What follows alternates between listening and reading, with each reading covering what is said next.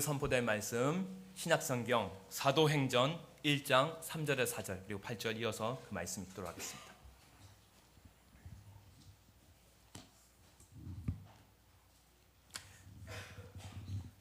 함께 하나님 말씀 받들어 올리겠습니다. 그가 고난 받으신 후에 또한 그들에게 확실한 많은 증거로 친히 살아계심을 나타내사 40일 동안 그들에게 보이시며 하나님 나라의 일을 말씀하시니라. 사도와 함께 모이사 그들에게 분부하여 이르시되 예루살렘을 떠나지 말고 내게서 들은 바 아버지께서 약속하신 것을 기다리라. 오직 성령이 너희에게 임하시면 너희가 권능을 받고 예루살렘과 온 유대와 사마리아와 땅끝까지 이르러 내 증인이 되리라 하시니라. 아멘. 자리에 착석해 주십시오. 복음의 증인으로 살아가려면 두 번째 시간으로 하나님 말씀 선포가 있겠습니다. 할렐루야. 부활하신 우리 주님, 오늘도 함께 하시는 주님을 찬양합니다. 오늘 참 감격스럽습니다. 우리 큰 수술을 하신 신혜 집사님 무사히 퇴원하셔서 함께 예배하고, 또 손가락 수술한 길종도 형제님, 또 편찮으셨던 남모친님, 또 이부친님, 여러 어르신들도 이렇게 함께 예배 자리에서 뵙게 되니까 마음에 참 감사와 감격이 있습니다. 지난주에 우리는 이 시대의 상황이 점점 더 확실한 예수 그리스도의 증인들을 요구하고 있으며, 이 시대에 우리가 확실한 복음의 증인으로 살아가기 위해서는 무엇보다도 먼저 우리가 확고부동한 부활의 신앙으로 무장해야 될 것을 살펴보았습니다. 물론 이때 말하는 부활 신앙은 단지 2000년 전에 나사렛 예수께서 십자가에 죽었다가 살아나셨다고 하는 그것이 역사적 사실이었음을 단순히 믿거나 언젠가 우리도 주님처럼 부활에 참여할 것을 믿는, 막연히 믿는 그 부활 신앙만을 말하는 것이 아닙니다. 거기서 더 나아가 초대교회 성도들처럼 부활하신 예수님은 오늘도 살아 역사하시는 주님이신 줄 믿습니다. 그 부활하신 예수님이 오늘도 살아 역사하시는 만왕의 왕이시기에 그분을 내 인생의 주님으로 믿고 매일 그분과 실제적으로 연합되어서 그분께 순종하고 동행하며 걸어가는 신앙이 참 부활신앙인 줄로 믿습니다. 그 부활신앙으로 무장되어 있을 때 매일 부활하신 주님을 느끼고 동행하고 경험하며 살아갈 때 내 인생 전부를 믿고 맡길 수가 있는 것이고, 그런 사람에게서 증거되는 복음이 능력이 있는 줄로 믿습니다. 오늘 우리가 복음의 증인으로 살아가기 위한 두 번째 구비 조건을 함께 생각해 보려 합니다.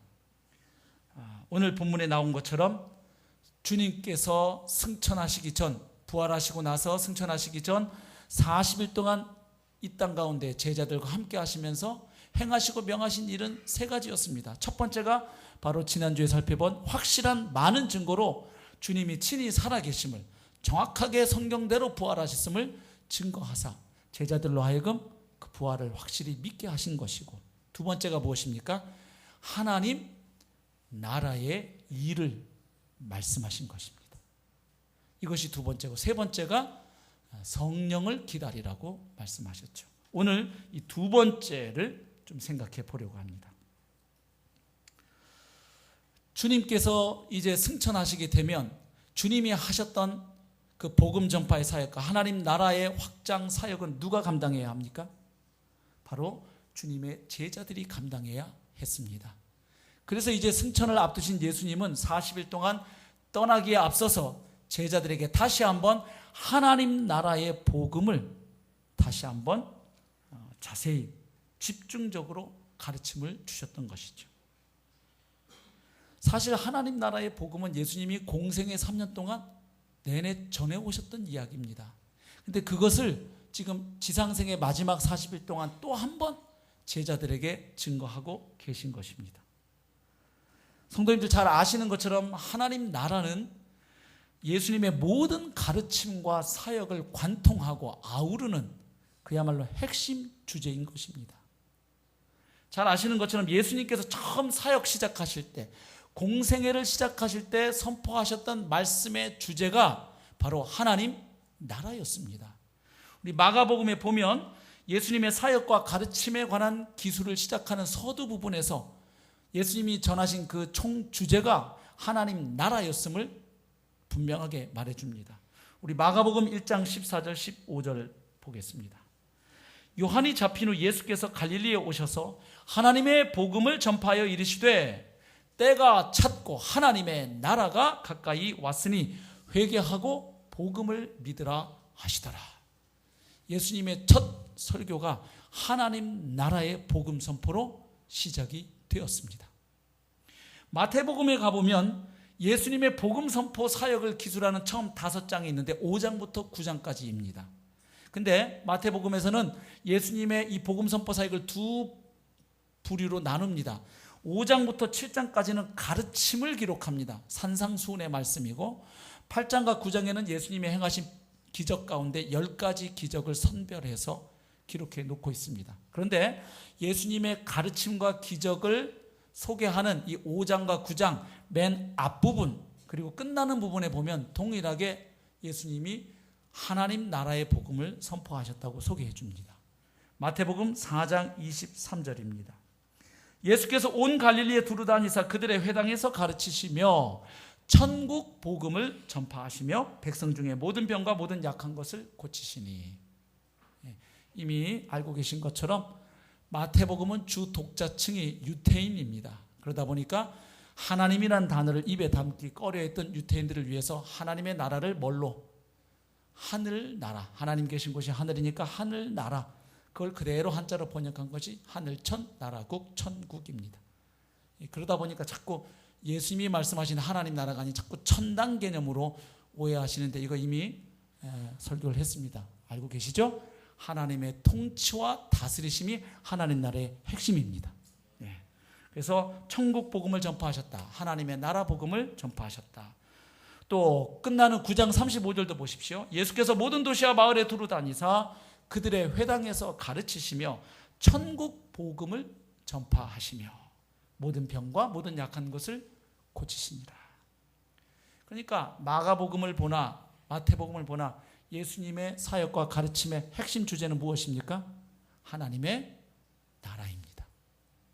누가복음에 가보면 예수님께서 제자들을 전도훈련하러 내보내시는데 그때 제자들도 역시 하나님의 나라를 전파하도록 하십니다. 누가복음 9장 1절 2절 봅니다.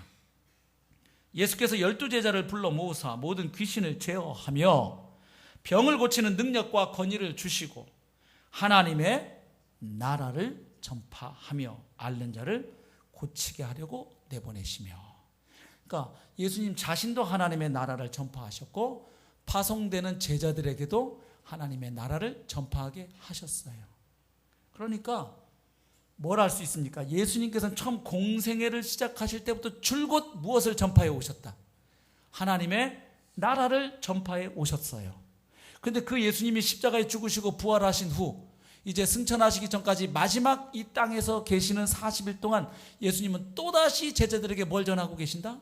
하나님의 나라를 전하고 계시다는 거지. 아니 지난 3년 동안 내내 하나님 나라에 대해서 전해 오셨는데 3년을 가르치시고도 뭐가 또 부족해서 예수님은 하나님 나라의 주제를 가지고 마지막 남아있는 그 시간에 또 제자들을 가르치셨을까요? 우리 주님에게 반복의 영이 임하셨을까요? 중요한 건 반복해야죠. 유태인 교육의 핵심이 반복에 있거든요. 중요한 내용은 반복해서 그게 몸으로 사라질 때까지 가르치는 게 유태인들의 교육의 핵심이죠. 하나님 나라의 주제가 너무 중요하니까 예수님이 다시 또 한 번 반복하고 요약해 주시는 것일까요? 물론 그런 면도 있겠습니다만은 신약 성경을 전체적으로 보면은 예수님이 3년 동안 전하셨던 하나님 나라의 복음을 다시 한번 제자들에게 복습시키는 의미도 있지만 새로운 내용을 그들에게 가르치셔야 할 필요가 있었음을 알 수 있습니다. 그리고 실제로 그렇게 가르치셨다는 것을 우리가 알게 됩니다. 우선 예수님께서는 지금 오늘 본문에 보면 짧게 그냥 한 줄로 되어 있거든요. 하나님 나라의 일을 말씀하시니라. 그래서 정확히 어떤 내용을 제자들에게 40일간 계시면서 가르치셨는지 알 수가 없는데 누가복음을 참고해 보면 우리가 알 수 있게 돼요. 아시는 것처럼 사도행전과 누가복음은 한 권의 책인 거 아시죠? 상권과 하권으로 이어진 하나의 책입니다. 누가복음 24장에 가보시면 거기 부활하신 예수님이 제자들에게 반복해서 전하셨던 내용이, 가르치셨던 내용이 무엇인지를 말해줍니다. 우리 보겠습니다. 누가복음 24장 26절 27절. 여기 엠마오 마을로 내려가던 두 제자에게 주님이 먼저 책망하십니다. 이 미련하고 선지자들이 말한 모든 것을 마음에 더디 믿는 자들이요, 이렇게 책망하신 다음에 이제 26절이 이어집니다. 같이 읽겠습니다. 그리스도가 이런 고난을 받고 자기의 영광에 들어가야 할 것이 아니냐 하시고, 이에 모세와 모든 선지자의 글로 시작하여 모든 성경에 쓴 바 자기에 관한 것을 자세히 설명하시니라. 아멘. 핵심이 뭐냐면 여기 모세와 선지자의 글 하면 구약 성경을 일컫는 관용적 표현이에요. 그러니까 구약 성경에 예수님에 대하여, 메시아에 대하여 기록된 내용을 뭐 해주셨다? 풀어주셨다. 특별히 뭐를 집중적으로? 예수님의 고난과 부활을. 거기 돼 있죠? 그리스도가, 즉 메시아는 이런 고난이 어떤 고난이죠? 예수님이 겪으신 십자가의 죽음입니다. 그 다음에 자기의 영광, 어떤 영광입니까? 부활입니다.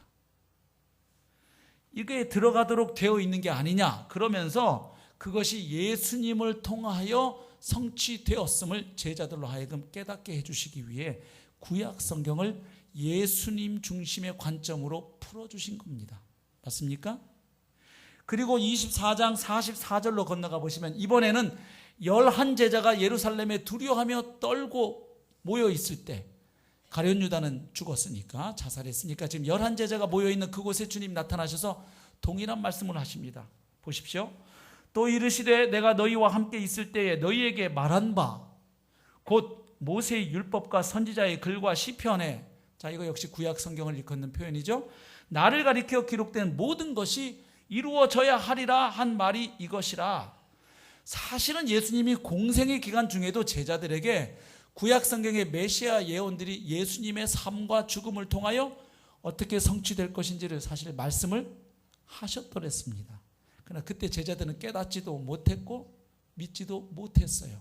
그래서 부활하신 주님이 다시 나타나셔서 내가 너희와 함께 있을 때, 이 말은 십자가에 죽기 전 공생의 3년 동안 너희랑 함께 지낼 때 내가 말했던 게 바로 이거야 하면서 지금 풀어주시는 장면이에요. 이에 그들의 마음을 열어 성경을, 역시 구약 성경이죠, 깨닫게 하시고 또 이르시되 이같이 그리스도가, 즉 메시아가 고난을 받고 제3일에 죽은 자 가운데서 살아날 것, 그 예언이 되어 있는데 바로 나의 십자가 죽음과 부활로 인하여 그 예언들이 성취되었노라. 그 얘기는 뭘 말하냐면 구약 성경에 메시아를 통해 이 땅에 가져다 주겠다고 약속하신 하나님의 나라, 메시아의 나라가 주님의 죽으심과 부활로 이 땅에 결정적으로 임하였음을 의미합니다. 그렇죠. 그리고 또 뭘 가르치시냐면 또 그의 이름으로 죄사함을 받게 하는 회개가, 즉 부활하신 예수 그리스도의 이름으로 사람들의 죄가 사해지는 이 복음이 전파될 것이 어디에서 시작하느냐? 예루살렘에서 시작하여 모든 족속에게 전파될 것이 성경에 기록되어 있다. 메시아를 통한 하나님의 나라가 열방에 확장되고 열방이 주님께로 돌아올 것이 구약 성경에 이사야서를 비롯해서 예언되어 있잖아요. 그것이 기록되었으니 너희는 이 모든 일의 증인이다. 이걸 깨닫고 이제 너희들 나가서 증거해야 한다. 자, 이렇게 볼 때 예수님이 지금 40일 동안, 부활하시고 나서 40일 동안 제자들과 함께 하시며 하나님 나라의 일을 말씀하셨다. 어떤 내용을 말씀하셨다고 볼 수 있겠습니까? 이렇게 정리할 수 있습니다. 우선은 공생의 기간 동안 예수님이 3년 동안 줄기차게 전해 오셨던 그 하나님 나라 복음의 토대 위에서 최근에 발생한 예수님의 십자가 죽으심과 부활 사건이 그 예수님이 전하신 하나님 나라 복음과 어떻게 연관되는지를 풀어주신 겁니다. 예수님이 선포하셨던 하나님의 나라와 예수님의 죽음과 부활이 도대체 어떤 관계에 있는지를 풀어준 것이죠. 그렇게 하심을 통해서 구약 성경에 예언되어 있는 이 메시아, 장차 이 땅에 도래할 메시아를 통해 이 땅에 도래할 하나님 왕국의 통치자가 누구이시다? 바로 십자가에 죽고 부활하신 예수 그리스도. 그분이 이 땅에 임한 하나님 나라의 왕이시다. 하나님 아버지를 대신하여 부활하신 그리스도께서 다스리고 통치하신다. 너희들이 이 일의 증인들이다. 이걸 깨닫게 하신 거죠. 그래서 구약 성경에 예언된 메시아의 나라가, 하나님의 나라가 어떻게 예수님을 통해서, 특별히 그분의 죽음과 부활을 통해서 성취되었는지를 풀어주신 거지요. 과거의 의미를 풀어주셨다면 또 한 가지는 미래를 향해서 풀어주셨는데, 예수님이 가져다 주신 하나님의 나라, 특별히 십자가의 죽으심과 부활을 통해 가져다 주신 이 하나님의 나라가 앞으로 제자들을 통하여 어떻게 이 땅에 확장되어 갈 것인지도, 그 비전도 함께 보게 해주신 것이죠. 예수님의 부활과 승천 이후에 인류 역사 속에서 하나님의 나라가 이 땅에서 어떻게 구현되고 확장되어 갈 것인지, 예수님의 제자들을 통해서 성령 충만한 제자들의 그 담대한 복음 전파의 역사를 통해서 이 땅에 하나님의 나라가 어떻게 가시적으로 보여지고 경험되고 파죽지세로 확장되어 갈 것인지, 그리고 그 복음이 열방에 전파되고 마침내 예수님이 오셔서 이 땅에 새하늘과 새 땅으로 하나님의 완전한 나라로 회복되고 그 땅에서 주님과 더불어 성도들이 어떻게 왕노릇할 것인지, 그 인류 역사의 끝이 어떤 방향으로 진행될 것인지 하나님 나라 관점에서 쫙 풀어주신 것입니다. 그러니까 인류 역사 전체를 하나님 나라 관점에서 풀어주셨다, 이 말이에요. 구약의 역사, 예수님의 생애, 죽음, 부활, 앞으로 주님 다시 오심까지 인류 역사 전체를, 구약과 신약의 이 모든 내용을 하나님 나라 관점에서 쫙 뚫어주신 거예요. 40일 집중 보충학습 하신 거예요, 이른바. 결국 예수님의 생애부터 이 마지막 하나님 나라의 복음 전환까지의 과정을 이렇게 재구성해 볼 수 있습니다. 잘 들어보십시오. 자, 예수님이 십자가에 달려 죽으시기 전에 줄곧 하나님 나라를 선포하셨습니다. 어떤 내용을 선포하셨습니까? 처음에 사역 시작하시면서 예수님은 하나님 나라가 가까이 왔다, 곧 임한다고 선포하신 예수님은 이제 조금 시간이 흐르면서 하나님의 나라가 이미 이 땅에 예수님 자신을 통해 현재적으로 실현되고 있다고 선포하셨습니다. 가령 귀신을 쫓아내시면서 이 귀신이 하나님의 영에 의해 쫓겨나가는 것이라면 하나님의 나라가 이미 너희 가운데 임하였느니라, 이렇게 선포하시죠.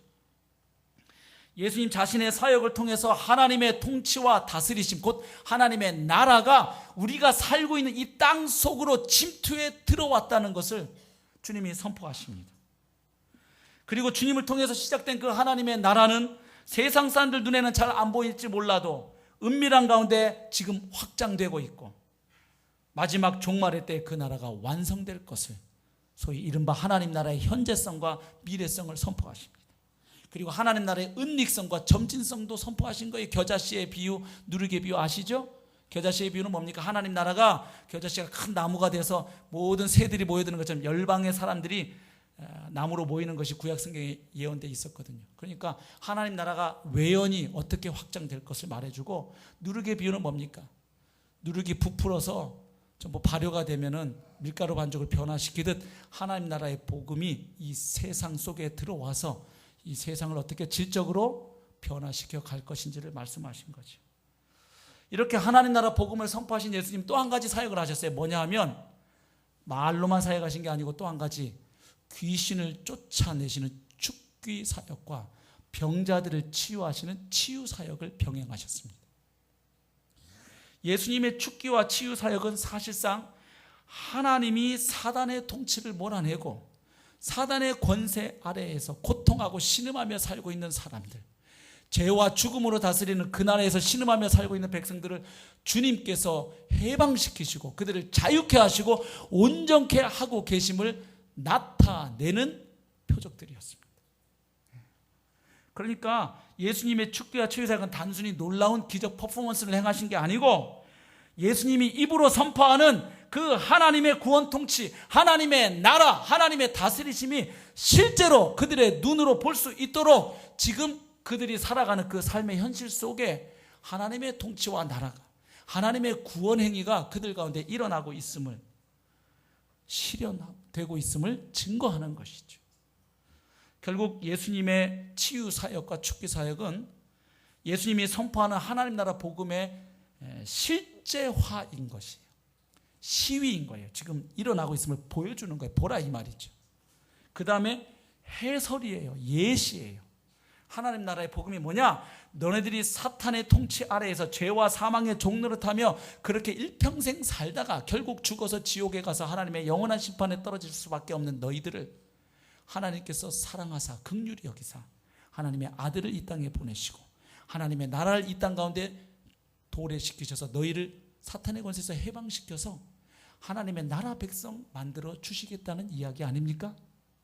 그래서 그 하나님 나라 백성 되는 것이 바로 귀신에서 매여있던 인생이 풀어지는 것으로, 병 가운데 매여있던 인생이 풀어지는 것으로, 그 자유, 해방, 온전케 됨, 회복, 바로 이것이 내가 가져다주는 하나님 나라의 모습이다 보여주신 거죠.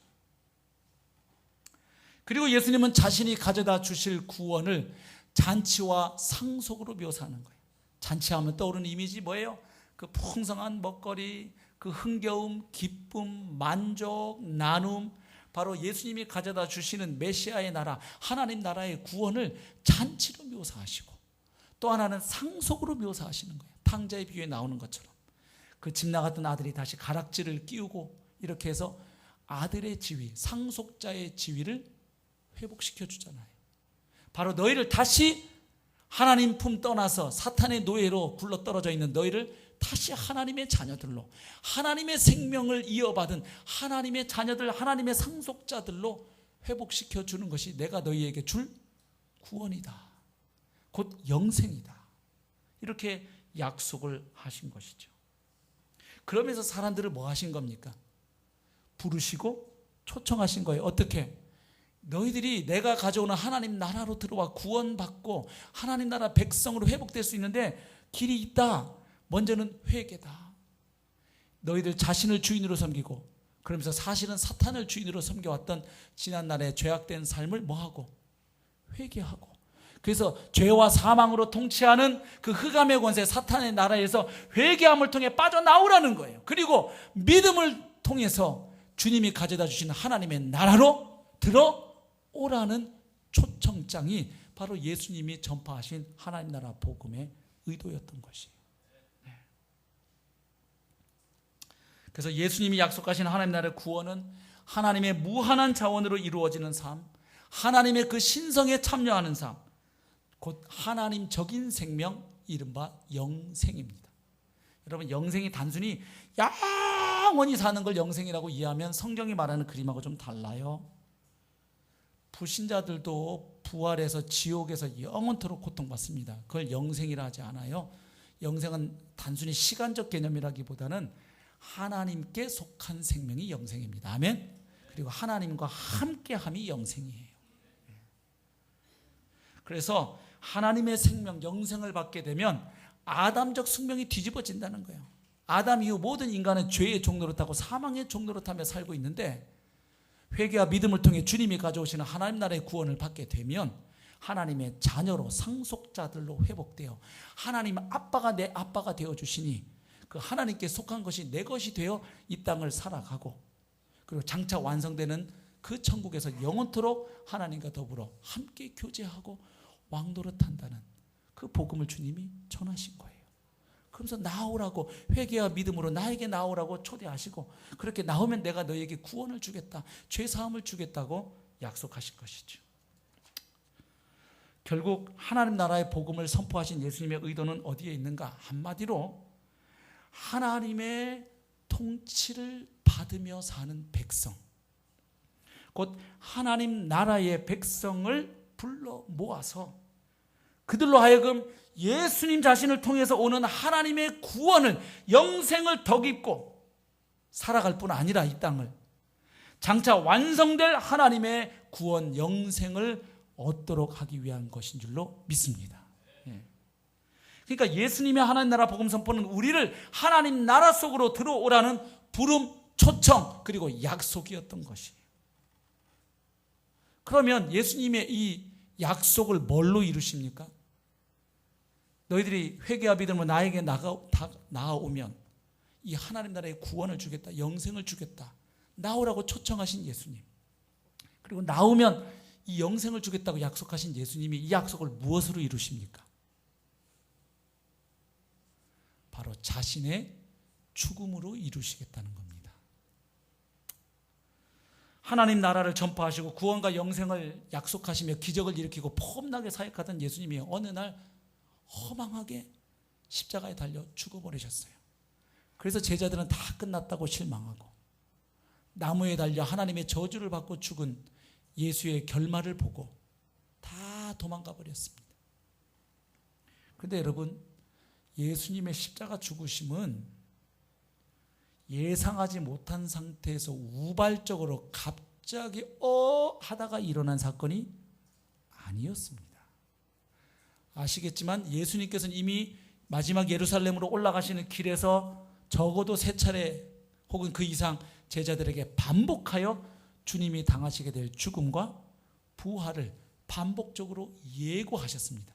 그러니까 주님은 준비하지 못하고 있다가 하다가 갑자기 죽으신 게 아니라 그 길을 아시고 그걸 보시면서 걸어가신 분이 우리 예수님입니다. 아멘. 자, 마가복음 8장 31절 봅니다. 베드로가 예수님을 그리스도라고 신앙 고백하니까 예수님이 드디어 처음으로 주님의 고난과 부활을 예고하십니다. 같이 읽겠습니다. 시작. 인자가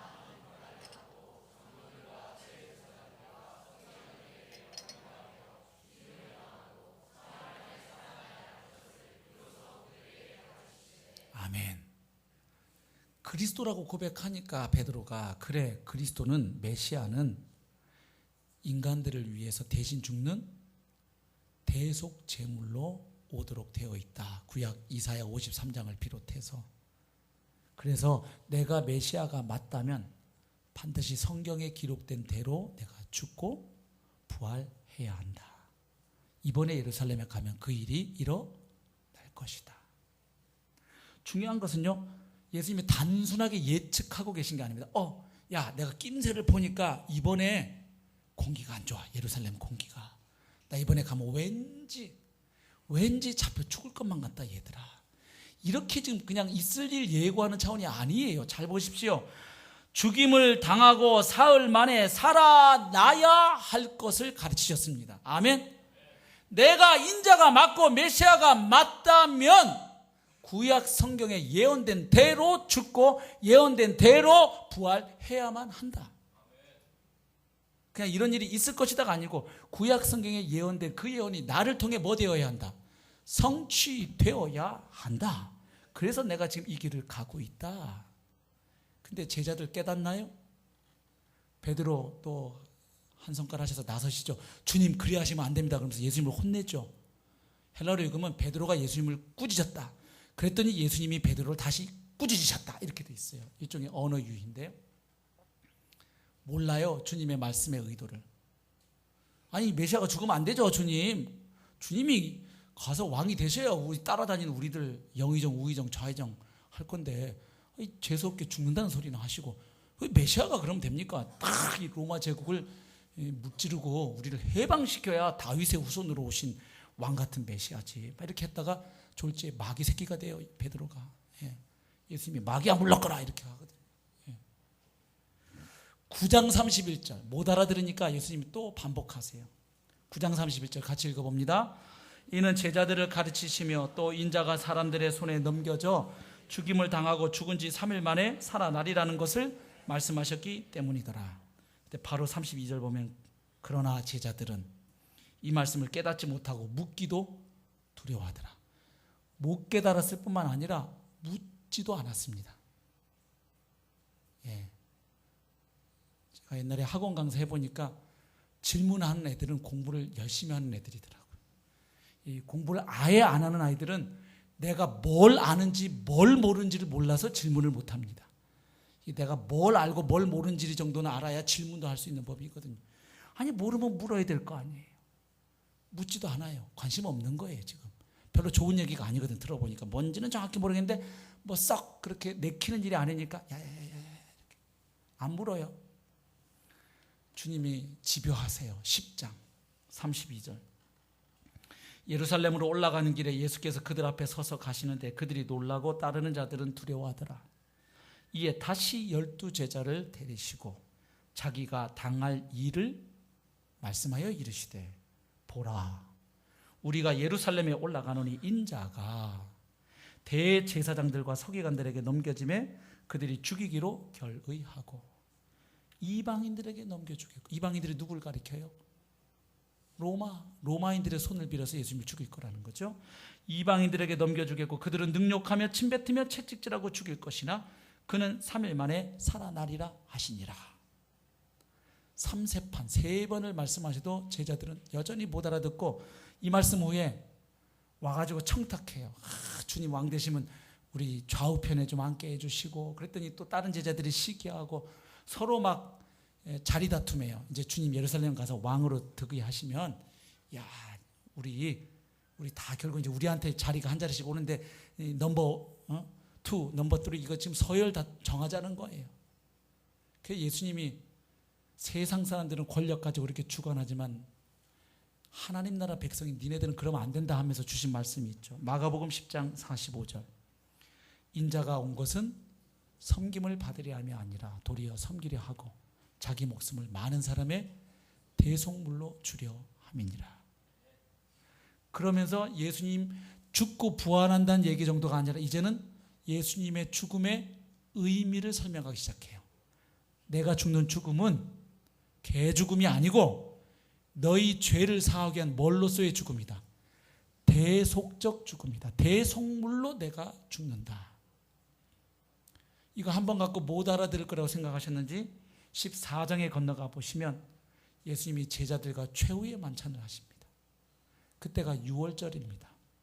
그래서 6월절 식사하시면서 주님이 떡을 찢고 주님의 몸이 찢길 것을 나타내고 붉은 포도주를 주시며 주님이 흘리실 피를 상징하죠. 그래서 이 떡이 바로 주님의 찢길 십자가에서 찢길 몸이고 이 붉은 포도주가 바로 주님이 쏟으실 피임을 설명하시면서 뭐라고 말씀하시느냐. 마가복음 14장 24절 한번 읽겠습니다. 시작. 이르시되 이것은 많은 사람을 위하여 흘리는 나의 피 곧 언약의 피니라. 아멘. 여기 많은 사람을 위하여 흘린다 할 때는 특별히 구약 성경 이사야 53장을 염두에 두고 계시죠. 특별히 53장 10절 말씀. 메시아로 오시는 분, 하나님의 종으로 오시는 분은 죄인들을 위하여, 인생들을 위하여 어떻게 되어 있었습니까? 대신 고난을 당하고 많은 사람을 위하여 죽도록 되어 있다고 예언되어 있죠. 그리고 언약의 피, 이 단어는 어디를 염두에 두고 계셔요? 일단은 출애굽기 24장 8절에서 온 단어예요. 거기는 이스라엘 백성들이 출애굽하여 가나안 땅 들어가기 전 시내산에 왔을 때 하나님과 이스라엘 사이에 모세를 가운데 중개자로 해서 뭘 맺습니까? 언약을 맺어요. 그래서 하나님은 이스라엘 백성의 하나님이 되어주시고 이스라엘은 하나님의 통치와 다스리심과 보호를 받는 하나님의 백성이 되어요. 그래서 그들을 제사장 나라 삼으시겠다는 거예요. 근데 문제는 이스라엘 백성들이 하나님과 맺은 이 언약을 어떻게 합니까? 깨버리죠. 계속해서 우상 숭배하고 하나님을 떠나갑니다. 그래서 이제 선지자들은 이 언약을 깨버렸기 때문에 하나님이 메시아를 통해서 새롭게 맺을 언약을 예언하기 시작합니다. 대표적인 게 예레미야 31장 31절부터 34절에 보면 보라 내가 이스라엘과 유다 집에 새 언약을 맺으리니, 그러면서 이 언약은 시내산에서 맺은 옛 언약과 이런 면에서 전혀 다른 새 언약이다.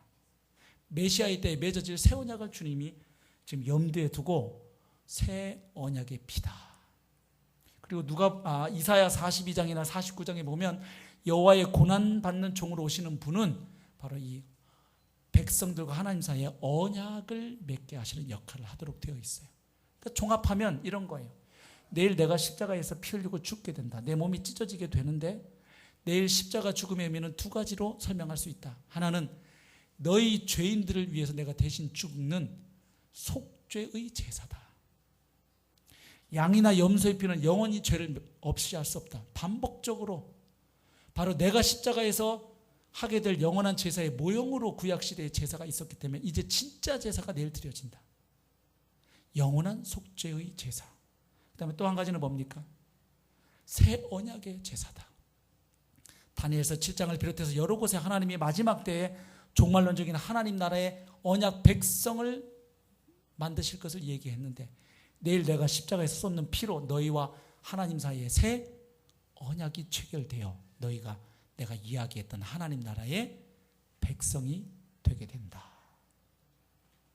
그러니까 예수님이 십자가 죽음의 의미를 미리 다 설명하신 거예요. 속죄의 제사 그리고 새 언약의 제사. 그러면 결국 이렇게 정리가 되는 거예요. 예수님께서는 하나님 나라의 선포로 자신이 약속하셨던 것을 뭘로 성취하시겠다? 자신의 죽음으로, 십자가 죽음으로 성취하겠다는 거. 왜?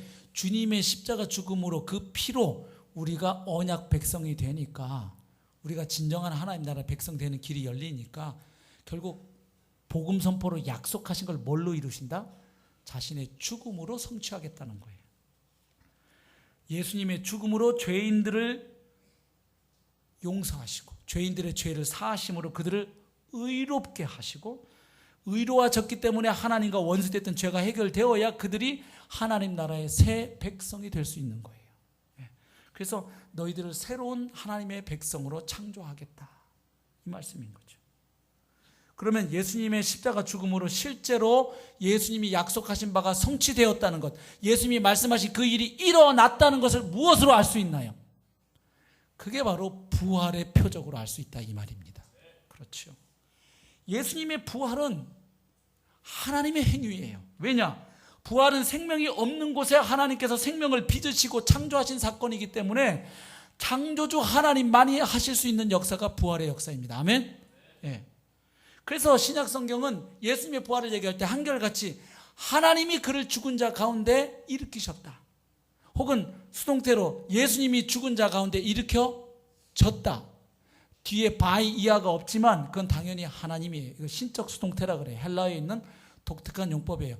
하나님이라는 단어를 주어로 쓰지 않으면서도 내용상 하나님이 주어인 것을 다 아는 문장 패턴입니다. 그래서 예수님이 죽었다 부활했다 이렇게 말하는 게 아니고 하나님이 그를 죽은 자 가운데 살리셨다. 왜요? 바로 하나님이 그를 살리심으로 그 예수가 했던 모든 말이 사실이고 참이요 진리였음을 하나님께서 확증하셨다. 이게 부활의 의미죠. 예수님의 옳음을 하나님이 인정하셨다, 이 말이에요. 그러니까 이런 말이 되는 거예요. 예수님이 자신을 인자라고 하셨어요. 그 사람의 아들, 다니엘서 7장 13절 이하에 나오는 그 사람의 아들, 하나님의 아버지로부터 모든 통치권을 넘겨받고 위임받고 상속받아 하나님을 대신하여 이 세상을 다스리시는 분, 그리고 하나님의 언약 백성을 창조하고 대표하시는 그분, 예수님이 그래서 자기를 그 사람의 아들 이렇게 가르치셨는데, 예수님이 바로 하나님의 권세를 받고 이 땅에 보냄을 받아서 오신, 하나님을 대신하여 이 땅에 통치하러 오신 인자, 곧 하나님의 아들이시다는 것, 하나님의 아들로서 이 땅을 통치하신다는 예수님의 주장이 맞다 하고 누가 확인도장 찍었다고요? 하나님이 확인도장 찍었다, 이 말이에요. 그 다음 예수님이 우리를 하나님의 백성들로 곧 자녀들로 삼아 주시겠다고, 그래서 하나님의 무한한 상속자들로 회복시켜 주시겠다고, 그래서 그 하나님 나라의 잔치에 참여하게 해주겠다는 예수님의 약속이 참이었음을 부활로 확증하셨습니다. 그뿐만 아니라 예수님 자신의 죽음이 바로 우리의 죄를 사하기 위한 속죄, 대속의 제사일 뿐만 아니라 우리를 하나님의 언약 백성 만들기 위한 새 언약의 제사였다고 말씀하신 주님의 가르치심이 참이었다고 예수님의 부활로 하나님이 확정하신 줄로 믿습니다. 그러니까 제자들이 비로소 깨닫는 거야. 그러면 예수님이 십자가에 달려 죽을 때 저주를 받아 죽은 건 틀림없다. 왜? 신명기 21장 말씀처럼 나무에 달려 죽은 자는 하나님의 저주를 받아 죽은 거니까. 그런데 그분은 저주받아 죽은 자를 하나님이 다시 살리신 것을 보니, 성경 예언대로 살리신 것을 보니 결국 그분이 하나님이 보내겠다고 약속하신 그 하나님의 아들 메시아가 맞구나. 그러면 결국 그분의 십자가 죽음은 우리 죄를 위하여 대신 죽으신 죽음이 맞구나. 그래서 He died for our sins가 나오는 거예요. 그가 우리 죄를 위하여 죽으셨다. 그럼 결국 재구성하면 이렇게 되는 거예요. 예수님이 3년 동안 복음을 전했어요. 그러면서 사람들을 부르시고 초청하시고 그들에게 구원을 약속하셨어요. 그리고 자기의 죽음으로 그것을 이루겠다고 예고하시고 죽으셨어요. 그리고 3일 만에 부활하셨어요. 그리고는 다시 제자들 가운데 나타나셔서 40일 동안 함께 하시면서 하나님 나라의 복음을, 구약 성경을 집중적으로 풀어주신 거예요. 그러면 결국 제자들은 그 40일 또 그 앞에 3년을 통해서 결국 깨닫는 게 되는 내용이 뭐냐?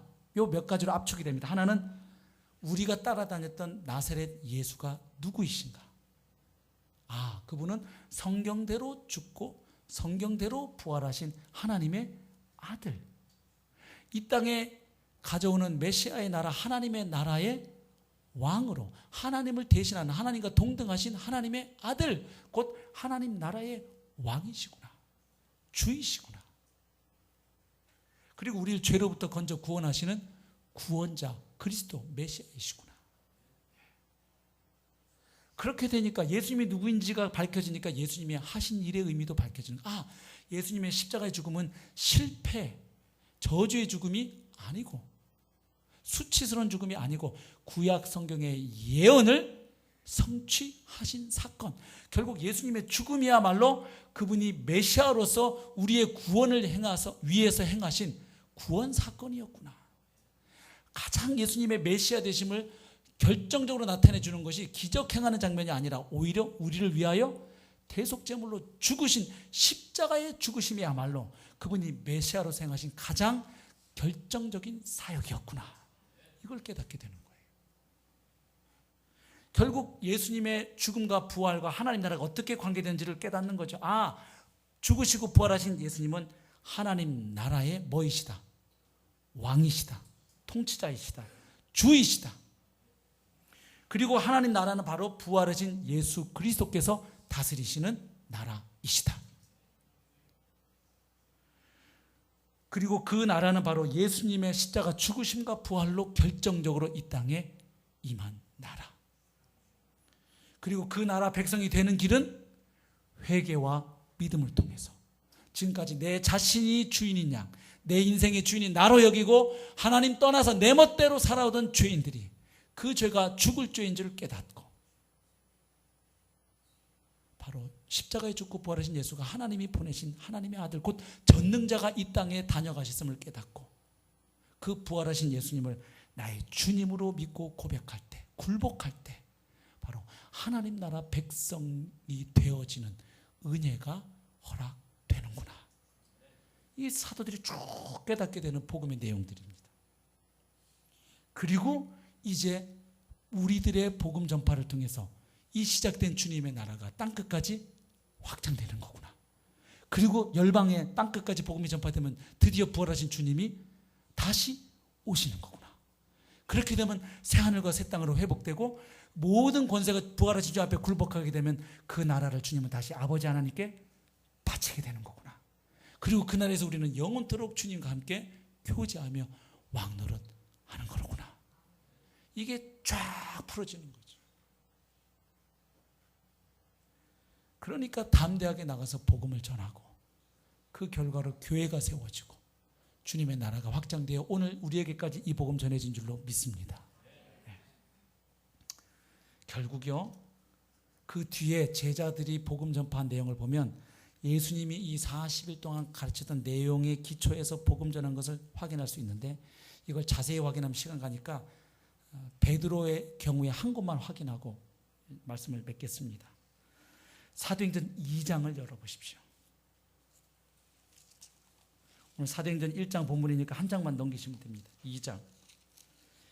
여기 14절부터 시작해서 오순절날 베드로가 이제 설교한 내용입니다. 베드로의 설교가 어떻게 전개되는지를 잘 보십시오. 처음에 이 사람들이 성령 받고 막 방언으로, 각 곳 방언으로 복음을 전하기 시작하니까 저것들이 낮술 먹었나, 왜 낮부터 난리지? 이렇게 하니까 일단 거기에 대해서 베드로가 어떻게 반응합니까? 15절, 때가 제3신이 오전 9시인데 오전 9시부터 우리가 술 먹고 왔겠냐, 그 얘기죠. 너희 생각같이 이 사람들이 취한 게 아니다. 그러면 이게 무슨 현상이냐? 16절, 이는 곧 선지자 요엘을 통하여 말씀하신 것이니 일러스되, 그러면서 17절부터 쫙 요엘서 말씀을 몇 절 동안 인용을 합니다. 그러면서 바로 이 요엘 선지자가 예언했던 이 예언이 지금 바로 성령 강림으로 말미암아 너희 가운데 벌어지고 있는 이 일이 그 일이다. 뭘 가지고 설명해요? 현상을. 예수님하고 똑같아요. 구약 예언의 말씀으로 풀기 시작해요. 그러다가 22절 보십시오. 이스라엘 사람들아, 이 말을 들으라. 너희도 아는 바와 같이 하나님께서 나사렛 예수로 큰 권능과 기사와 표적을 너희 가운데서 베푸사 너희 앞에서 그를 증언하셨느니라. 예수님 이미 공생의 3년 동안 그 말씀 선포와 표적과 기사를 통해서 그분이 하나님이 보내신 하나님의 아들이고 구원자 그리스도이심을 이미 증언했다는 거예요. 다만 백성들이 몰랐을 뿐이죠. 그래서 모르니까 23절, 그가 하나님께서 정하신 뜻과 미리 아신 대로 내준 바 되었거늘. 무슨 이야기입니까? 예수님의 십자가 죽음은 그분이 힘이 없어서, 재수가 없어서 하다 보니까 일이 꼬여가지고 그분이 십자가 죽음에 내주신 바 된 게 아니고, 뭐라고 얘기합니까 베드로가? 하나님께서 정하신 뜻, 하나님의 예정에 의한 것이 십자가 사건이었다는 거예요. 그 다음에 뭐예요? 미리 아신 대로. 예정, 예지. 너희가 법 없는 자들의 손을 빌려 못 박아 죽였으나, 24절, 하나님께서 그를 사망의 고통에서 풀어 살리셨다. 왜? 이는 그가 사망에 매여 있을 수 없었습니다. 왜 예수님은 사망에 매여 있을 수 없습니까? 메시아이기 때문에 그렇습니다. 왜? 구약 성경에 메시아는 우리를 위해서 죽고 부활하도록 예언되어 있기 때문입니다. 그래서 이어지는 설교가 뭐냐면 다윗의 예언으로 가는 거예요. 베드로가 보세요. 25절, 다윗이 그를 가리켜 이르되, 내가 항상 내 앞에 계신 주를 배웠으며, 쭉 가다가 27절을 보십시오. 이는 내 영혼을 음부에 버리지 아니하시며 주의 거룩한 자로 썩음을 당하지 않게 하실 것이미로다. 아멘. 주의 거룩한 자 누굽니까? 하나님이 보내시는 하나님의 종 메시아입니다. 하나님이 보내시는 거룩한 종은 썩음을 당하지 않는다. 죽지만 썩음을 당하지 않는다는 건 뭐 한다는 얘기예요? 부활한다는 얘기죠. 다윗이 시편 16편에서 노래한 내용입니다. 그런데 이 예언을 한 다윗은 이미 죽었다는 거예요. 29절 보세요. 형제들아, 내가 조상 다윗에 대하여 담대히 말할 수 있는데 다윗이 죽어 장사되어서 그 묘가 오늘까지 우리 중에 다윗의 묘가 있다. 근데 너희들 그거 아니? 하면서 하는 얘기예요. 30절, 다윗은 왕일 뿐만 아니라 누구였다? 선지자였다. 하나님이 앞으로 행하실 일을 하나님의 계시를 통해 미리 보고 깨달은 사람이 우리 조상 다윗이었다. 그래서 그는 선지자라 하나님이 이미 맹세하사 그 자손 중에서 한 사람을 그 위에 앉게 하리라 하심을 알고. 이거 사무엘하 7장 12절 이하에 나오는 다윗 언약 아니에요. 하나님께서 다윗의 후손 가운데 한 아들을 하나님의 아들로 삼아서 그 아들을 통해 뭘 세운다? 영원한 하나님 나라를 이 땅에 세우겠다고 약속하셨단 말이에요. 그래서 그 약속을 다윗은 알았다 이 말이에요. 그래서 31절 같이 읽겠습니다. 시작. 미리 본고로 그리스도의 부활을 말하되 그가 음부에 버림이 되지 않고 그의 육신이 썩음을 당하지 아니하시리라 하더니, 이렇게 예언하더니 그 다음 32절, 이 예수를 하나님이 살리신지라 우리가 다 이 일의 증인이로다. 아멘. 그리고 33절, 하나님이 오른손으로 예수를 높이셔서 그를 부활시키는 것은 뭘 말하는가? 하나님이 그분을 자신의 보좌 우편에 높이신 것을 말한다. 즉 그분은 부활을 통해 그분이 하나님의 아들이심을 확증하고 하나님의 아들로 왕으로 등극하셨다. 그 얘기 아닙니까? 그래서 그분이 왕으로 등극하셨기 때문에 바로 보혜사 성령을 우리에게 보내주셨고, 그 성령 받은 우리가 지금 너희들이 보는 이 희한한 역사가 이래서 일어나고 있다. 그리고 나서 34절 보십시오. 다윗은 하늘에 올라가지 못하였으나 친히 말하여 이르되 주께서 내 주에게 말씀하시기를 내가 너의 원수, 보세요. 여기 주가 나오고 내 주가 나와요. 여기 주께서 할 때 주는 누굴 가리키겠어요? 하나님이고, 내 주는 바로 메시아 그리스도를 가리켜요. 그래서 하나님이 그 메시아에게 말씀하시기를 내가 너의 원수들, 메시아의 통치권, 왕권에 대적하고 거부하는 모든 세력들, 그 원수들을 어떻게 한다? 너의 발등상이 되게 한다. 발등상은 뭐예요? 옛날 임금님이 왕의 의자리에 딱 앉고 그 발을 딱 얹어놓는 상이 발등상이에요. 그 말은 뭐냐면 모든 세력이 그 왕의 권세 앞에 다 굴복했음을 나타내는 그림이에요. 보세요. 너의 원수들로 너의 발등상이 되게 하기. 즉 예수님이 하나님 아들 되시고 주 되시고 왕 되심을 거부하는 모든 세력들을 결국은 어떻게 하신다? 주님의 권세 앞에 발등상이 되게 한다. 다 굴복시킬 때까지. 그래서 완전한 주님의 나라가 이 땅에 회복될 때까지 너는 어디에 앉아 있으라? 하나님의 보좌 우편에 앉아 있으라. 그러니까 지금 승천하셔서 하나님 보좌 우편에 앉아 계신 분이 보내신 분이 누구예요? 보혜사 성령이라 이 말이에요. 그러니까 제자들은 지금 예수님이 승천하신 분이 딴 데 가신 게 아니라 어디 계시다? 하나님 보좌 우편에 확실히 계시고 이 땅은 결국 누가 다스리신다? 아, 부활하신 예수님이 다스리시네. 그러니까 사내들은 공회 앞에 가서도 겁이 없는 거예요. 죽인다고 협박해도 내가 니네 말 들어야 되겠냐? 하나님 말씀 들어야 되겠냐? 니네도 생각 있으면 생각 좀 해봐라. 이렇게 하는 거예요. 담대해지는 거예요. 왜? 당장은 핍박이 오고도 결국은 이 세상은 누가 다스리십니까? 부활하신 예수님이 다스리시는 게 부활로 너무 확실해진 거예요. 전능자가 이 땅에 다녀가셨고 그분이 다시 오시는 게 너무 확실해진 거예요. 그러니까 이제 죽음도 그들을 위협할 수가 없게 되는 거예요. 그래서 설교 결론을 이렇게 맺는 거예요. 36절. 그런즉 이스라엘 온 집은 확실히 알지니 너희가 십자가에 못 박은 이 예수를 하나님이 주와, 바로 성경대로 죽고 부활한 예수가 하나님의 나라 메시아의 나라의 뭐다? 주이시다. 왕이시다.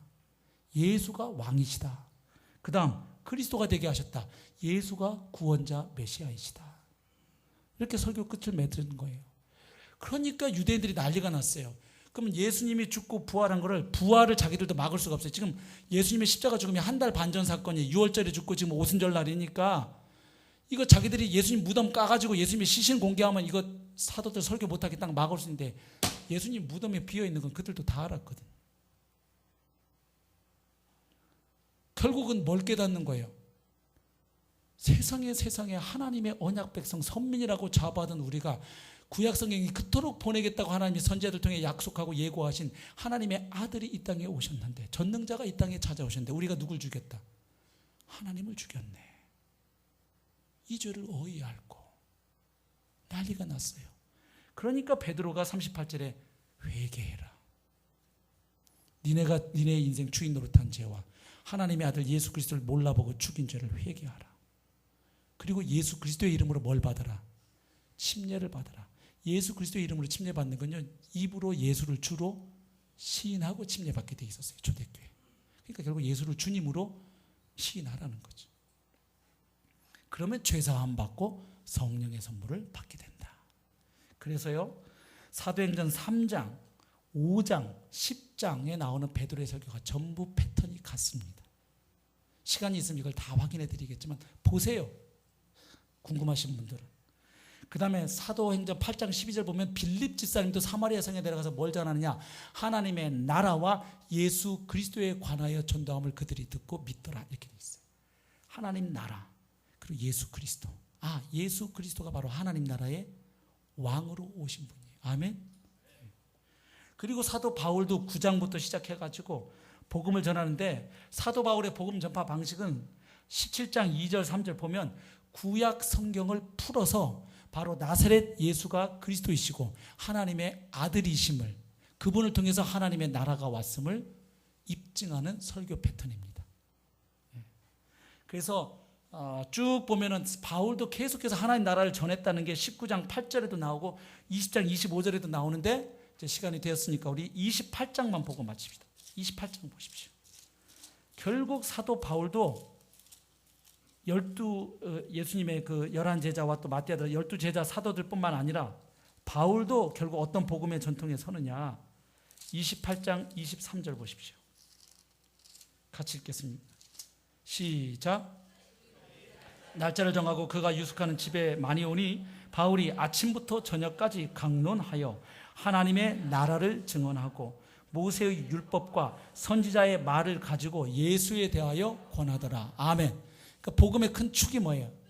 예수님이 선포하신 하나님의 나라인데 핵심을 뭘로 잡는 거예요? 그 나라를 가져다 주신 예수 그리스도. 그리고 그 예수 그리스도께서 하신 가장 결정적인 일은 십자가의 죽으심과 부활인 거죠. 28장 우리 마지막 31절도 읽어봅시다. 시작. 하나님의 나라를 전파하며 주 예수 그리스도에 관한 모든 것을 담대하게 거침없이 가르치더라. 아멘. 누가? 바울이 2년 동안 로마 감옥에서 가택연금 상태에서. 이러고 사도행전이 끝나요. 그러니까 사도행전은 열린 결론이에요. 바울이 담대하게 하나님의 나라를 전파하고 주 예수 그리스도, 예수가 바로 그 하나님 나라의 왕 주이시고 구원자 그리스도이심을 담대하게 전파하더라. 그리고 끝. 이게 뭐예요? 그 다음 이야기는 누가 쓸래? 하는 얘기죠. 너희들이. 그래서 사도행전은요, 계속 중간중간 하나님 나라가 급속도로 파죽지세로 확장되어가는 모양을 계속 누가가 요약을 해주는 겁니다. 왜냐하면 예수님이 제자들에게 하나님 나라가 앞으로 이렇게 확장돼 갈 거다 그림을 보여줬는데 2장 40, 제가 쭉 볼 테니까 잘 따라오세요. 2장 41절 보세요. 그 말을 받은 사람들은 침례를 받으며 이날의 신도의 수가 3천이나 더하더라. 확. 2장 47절. 하나님을 찬미하며 또 온 백성에게 칭송을 받으니 주께서 구원받는 사람을 날마다 더하게 하시니라. 4장 4절. 말씀을 들은 사람 중에 믿는 자가 많으니 남자의 수가 약 5천이나 되었더라. 5장 14절. 믿고 주께로 나오는 자가 더 많으니 남녀의 큰 무리더라. 6장 7절. 하나님의 말씀이 점점 왕성하여 예루살렘에 있는 제자의 수가 더 심히 많아지고 허다한 제사장의 무리도 이 도에 복종하니라. 9장 31절. 그리하여 온 유대와 갈릴리와 사마리아 교회가 평안하여 든든히 서가고 주를 경외함과 성령의 위로로 진행하여 수가 더 많아지니라. 11장 21절. 주의 손이 그들과 함께 하심에 수많은 사람들이 믿고 주께 돌아오더라. 12장 24절. 하나님의 말씀은 흥황하여 더하더라. 13장 49절. 주의 말씀이 그 지방에 두루 퍼지니라. 16장 5절. 이에 여러 교회가 믿음이 더 굳건해지고 수가 날마다 늘어가니라. 19장 20절.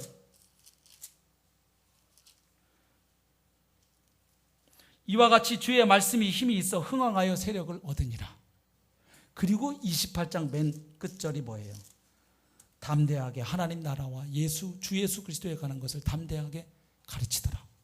그러니까 무슨 이야기예요? 사도행전은 바로 복음을 소유하고 성령 받은 자는 담대하게 하나님 나라 복음, 예수 그리스도의 십자가 부활의 복음을 전하여 계속하여 하나님의 나라를 확장해 가야 한다.